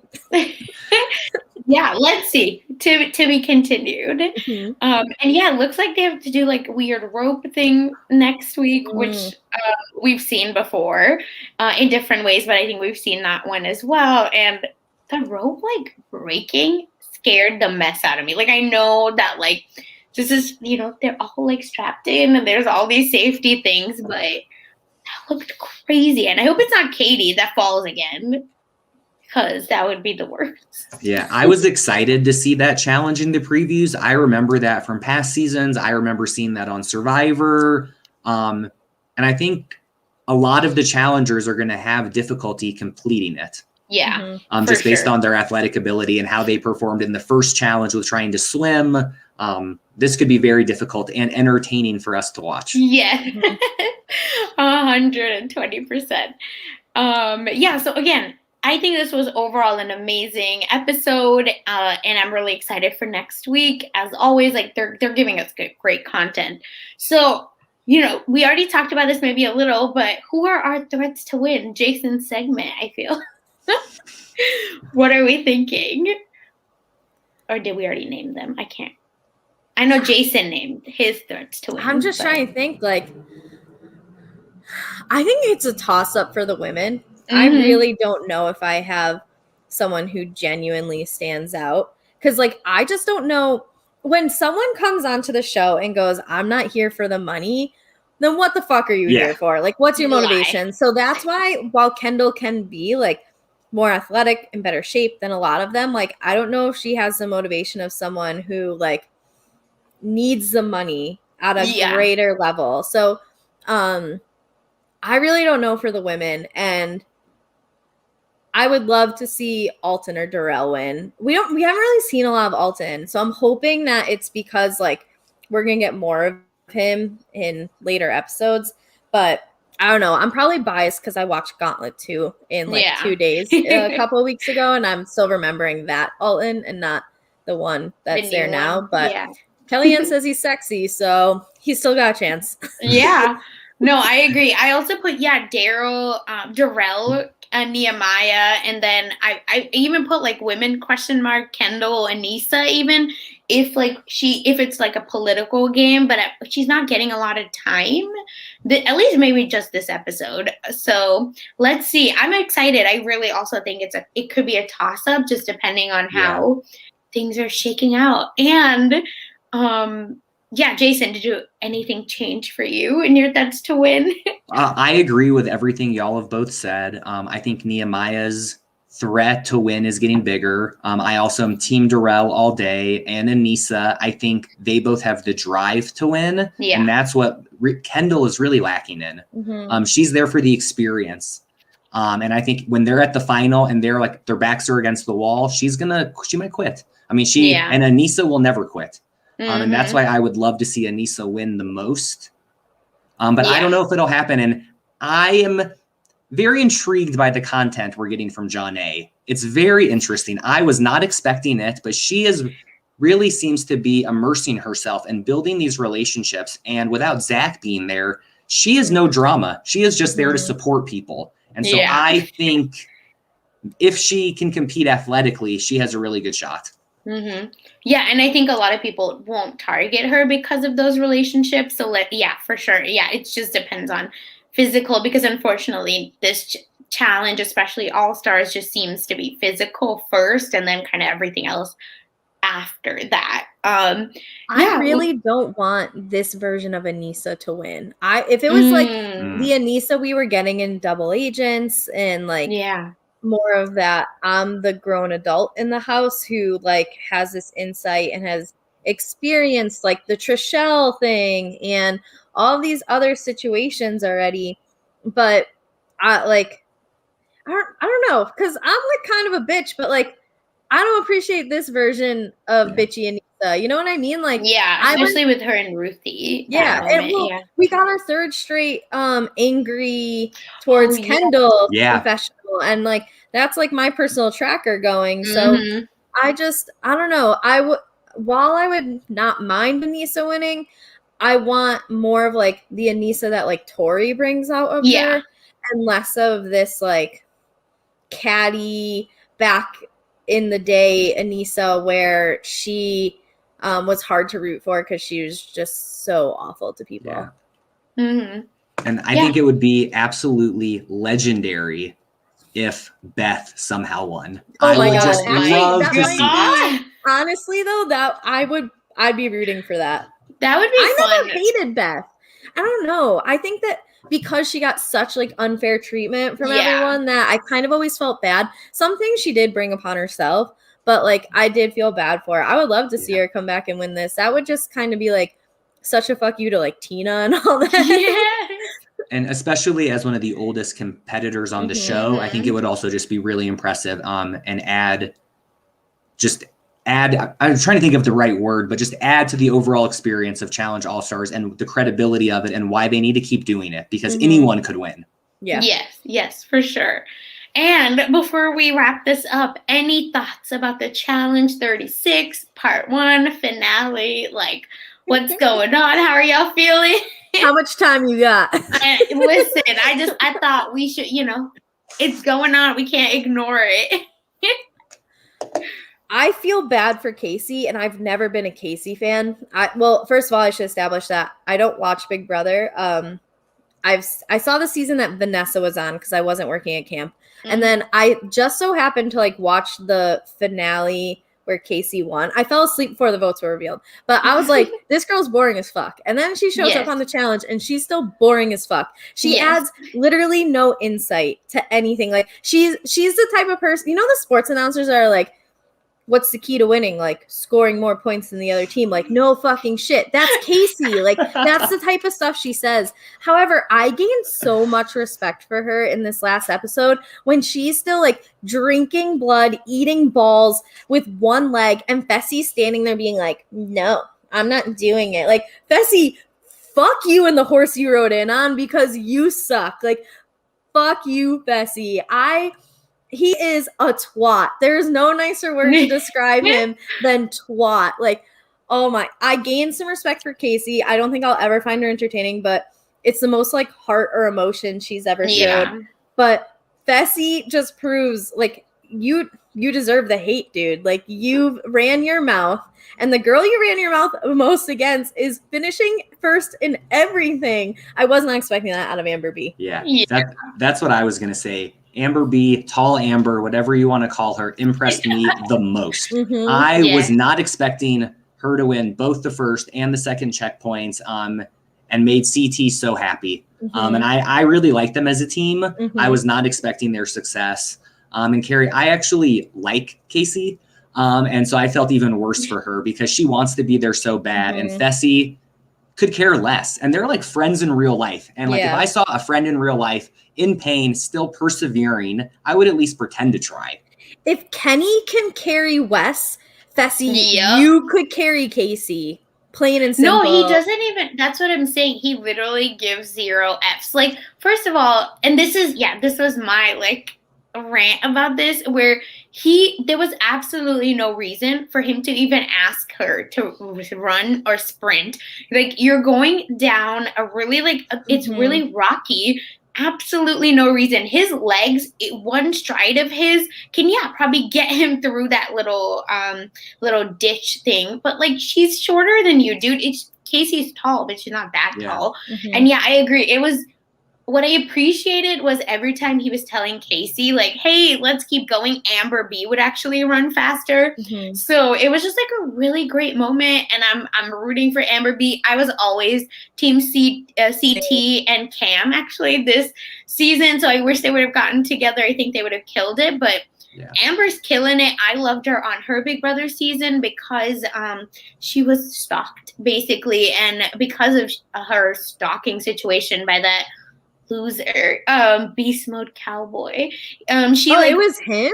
Yeah, it was Caleb. Beast and then from they put Survivor. him on another season. CBS sucks, man. Like, when I saw him, I was like, oh, the stalker. Got it. Yeah, he was like, he had a weird obsession with her. And then just like actually Pauly Calafiore did with another Black woman on his season. So Zakia. And then they also get another shows.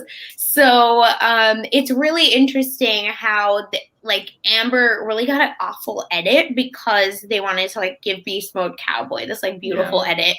And then so that's why I was rooting for Amber from the start. And Fessy and Casey were on opposite alliances. Like, Fessy got played so hard on Big Brother. So that's funny, like, watching them here, because I know that him, Josh, and a few other people are friends because Swaggy and him fell out.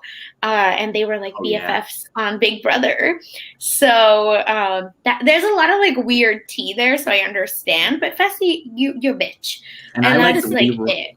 I liked Leroy calling him out and saying how bad he made. He just Pussy.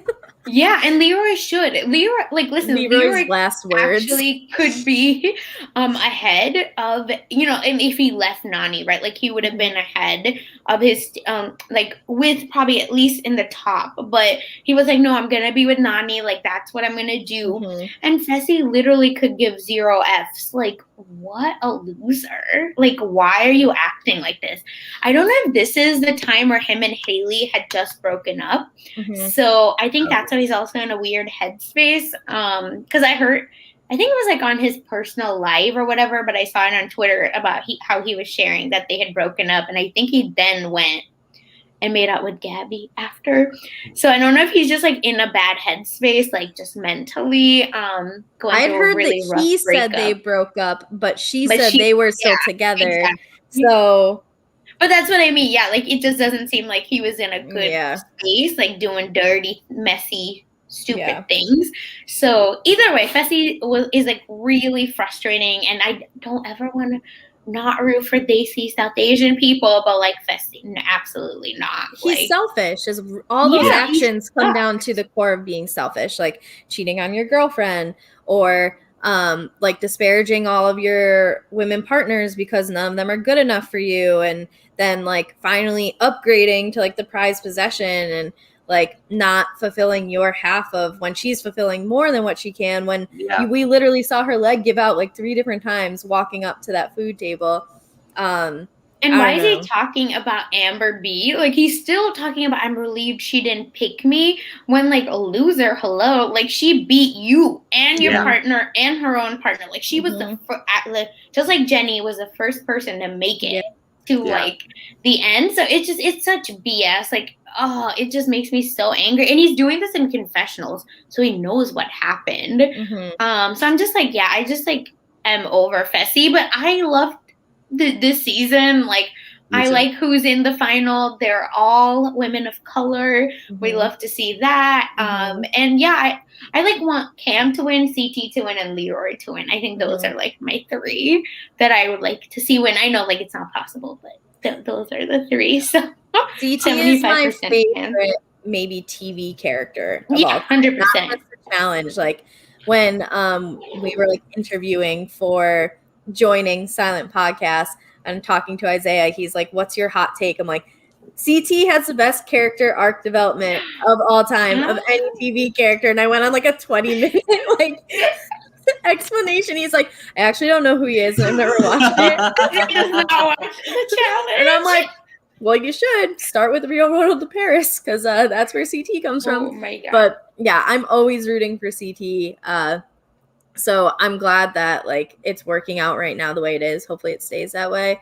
Mm-hmm. And Fessy has gotten everything he deserves. Yeah. Yeah. And I hope Fessy gets cut and doesn't make it on the next season. I don't think he brings anything, and they might have already found people to replace him who are better characters, better players, and are there for the right reasons. Do you guys look at the cast release or no? I'm actually already spoiled on who won this season. No, not this. The next one. Yeah, but I do follow. My toxic trait is when I get to a finale, I look up who wins because I think the finale is the worst episode. I'm not going to tell you. I'm not a monster. No, we're not going to. Oh my God. I'm not a monster. No, that would be such a dick move. But I always look it up before the finale because I just like at that point, there's nothing that like stops me from it. But I don't look at spoilers. But I mean like for next season because they're already sequestered. Yeah, a lot of like survivors are on. Can we talk about that real quick? Yeah, let's do it. Okay. My question as a teacher is how the fuck does Tommy get all this time off? Because I need to go to that district and get all this time off. He's getting like 4 weeks off to go film the challenge in the middle. Someone on Reddit was like, "Oh, it's close to April break." I'm like, "Bruh, in our country, we're in spring. Like we're not close to April break. What the fuck?" So because I asked him like that on Reddit, I'm like, "How does he get all this time off?" And someone responded like, "Oh, my mom works with him and he's still a teacher." So he is. Mm-hmm. Is he at that school with what's his name? Ron Clark. Yeah, no. Ron Clark. No. You know who's like giving him all this time off. Yeah. I was really surprised they called Tommy. I don't know what he's going to bring to the challenge. I mean, I remember when Victor was on from Big Brother, a few seasons ago, they gave him a chance. So maybe like that's why they're giving Tommy a chance. I am most excited to see Michaela challenge. Hope she gets on. Her and Wendell. Oh my God, Wendell is a gem. Wendell's gonna kill it too, I think. Yeah. Because I think his social game's good. Someone on Reddit called him skinny fat, and it took me so much to like not just like angry cat meme like on the keyboard. Look at CT. Like, shut up. I know. I was like, first of all, they fatten themselves up, especially for their like second season, because they know the toll it took on their body the first season. Yeah. So like they all went in like 15, 20 pounds heavier than they normally do because they know they're gonna lose it. Second, dude like runs and plays basketball all the time. So shut up. I got like very defensive very quickly. I love Wendell. I was disappointed to not see Natalie on the list. Yeah, me too. I also have concerns. Like, I love Michelle Fitzgerald on Survivor, but she's not good at the physical challenges. Like, the ones she wins are usually like the puzzle ones. And so I'm not sure. Yeah, they're bringing her in just for the stands and star power. And for the Wendell drama. Exactly. Yeah, but even there can't be much drama left from that. They just had to spend all of Winners at War together. Do you remember the Cara, Kyle, Polly drama? That they made up? So, I mean, they could pull anything out. I actually just thought of something. Wendell and Natalie don't get along at all. Really? Wendell said that on a podcast. I can't remember which one. He was like, yeah, something happened at Edge of Extinction, and like him and Natalie just straight up don't like still even after the game like don't get along. So I'm wondering if that's part of the reason why Natalie isn't back, because like to sign up to also have to deal with that. In addition, she wasn't big on like she liked doing the challenges, Yeah, but not but the time, like yeah. whenever they had to go to the clit glue, she was like, "Can I stay home? Can I like go to Yeah. sleep?" And they're like, "No, you have to go." Like Well, she that's wasn't maybe big on because she that. unfortunately had found out. No, that- it wasn't even that. Oh, it wasn't then. Okay, She's just like, fine. I don't drink. Like I don't. This Right, isn't like she does fun not, for yeah. me. I would rather like. She would be like, "Can I stay and like work out, and you can film me doing that instead." And they were like, "No, you have to go." So I wonder if that's part of it. Yeah. Her and Wendell like do not get along from the That's winners at war crazy. season. T That's- right here. Yeah, and I was really surprised they called Millennial Michelle, who I had to look up and see who Yeah. she was. That Me they're giving her a too. chance, but they cut Jay, who I thought has been bringing it the last few seasons. I don't know if they cut him or if he removed himself. Yeah, because of Michaela drama, right? Allegedly. Oh. Yeah. They don't get along, so it could be that. But I don't know. I heard that it could be that he just didn't pass his COVID. Yeah. Like, Yeah, there was it could be anything. Two things about Michelle, the millennials one. Mhm. There was a bunch of jokes being like, "Oh shit, we called the wrong Michelle, but we can't cut her my now God. anyway" on Reddit, which were good.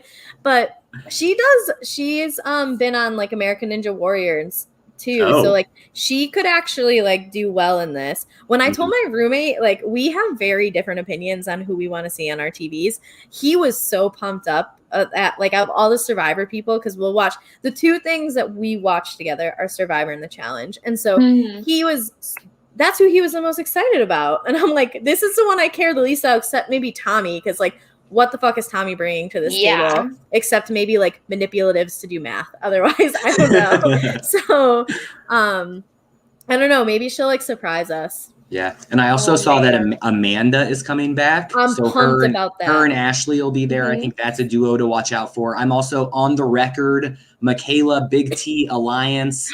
Watch out for it. They're gonna get along. I just believe in it. Is Big T coming? I thought she wasn't on. Oh, I don't remember. Yeah, I thought that Big T wasn't coming, but maybe I'm wrong. Again, I think she is. I think she is. She should. She got a huge edit Yeah. this season.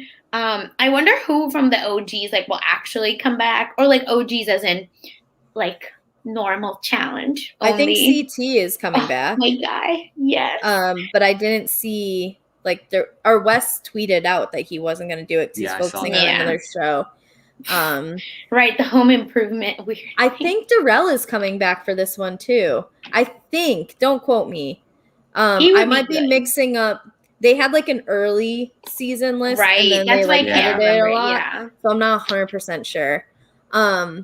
There was something. Did either of you read Ashley's AMA on Reddit? No. On, like the challenge. Oh my god! So someone goes to her like, what does Amanda think of you being friends with Cara Maria? And she goes, it just one short sentence just goes, she calls me horse fucker now. Oh my god. I cannot wait for her to be back. Like, I know that people don't like her, but I don't like her. Yeah. See, I think part of it is like her delivery isn't always the greatest, but she's usually right. And so I appreciate it. I'll say that. But yeah, sometimes I just feel like she just like is super weird with how the pink ladies, you know, that whole drama. Yeah. Like I don't know, something about her and Nani, like I don't know why. I can't tell, but I was like something about them I just don't like. And I feel like I wouldn't be friends with them in real life. Which is weird. Like I could not tell you why. Don't ask me. But that was a great discussion, y'all. I'm so excited for everything happening. Challenge finale is next week, and then we'll be back next Friday talking more. Challenge geriatrics. I'm just kidding. I need to stop calling it that. So before we head out, though, Carrie, where can people find you? Oh, geez. This was my cue to do the thing. It's fine. Hold on. Oh, wait. I got it. We all miss Geneva, as you can tell. Yeah. Hold on, I'm here. You can find me there, which has been in my thing the whole time anyway, but it's KGD26. I'm there on Twitter. I'm public, so you can see the stupid shit I tweet. If you want to follow me on Instagram, I basically put up stories of my dog Nitro. You can look at, I bought LED lights for the balcony for him. I am the worst. Like this, I'm 32 without children, and this is why my dog has LED lights on his balcony. But don't That's worry. your life. Oh yeah, I'm not having kids. Like Yeah. I'm pumped about what I did. I'm planning on doing like Pimp My Ride. It's gonna be Pimp My Belt for Yes. the dog. So I'm like exhibit out here. Oh my god, I love it. So that can be your like nickname on the podcast. exhibit. It's the only thing I'm responding to now. Yeah, exactly. So follow me on Twitter there. Follow me on Instagram. My dog is very cute. He's worth following alone. So that's where you can find me. Yeah. And Jason, where can people find you? You can find me on Twitter at @TheRealJO. I'm keeping it real, following BB9, live tweeting the episodes. Not this. Not this. And for me, you can find me on Twitter at funsize_04, where I tweet about all my crazy reality TV takes. And you can follow me on other podcasts I'm on. I'll be on Temptation Island next week, and we'll be back here as well. So that's it for us. You can follow us on Twitter and on Twitch. Make sure you like, comment, and subscribe to us on YouTube. Tell us what you're thinking and who your threat list is, as well as follow us just for other content. We'll be covering anime, Big Brother, Temptation Island, The Circle US now, and I believe they're still covering Total Drama Island as well. So, follow us so that you keep updated on what's going on and what's more on the horizon. Bye, y'all. Thanks for listening. Bye.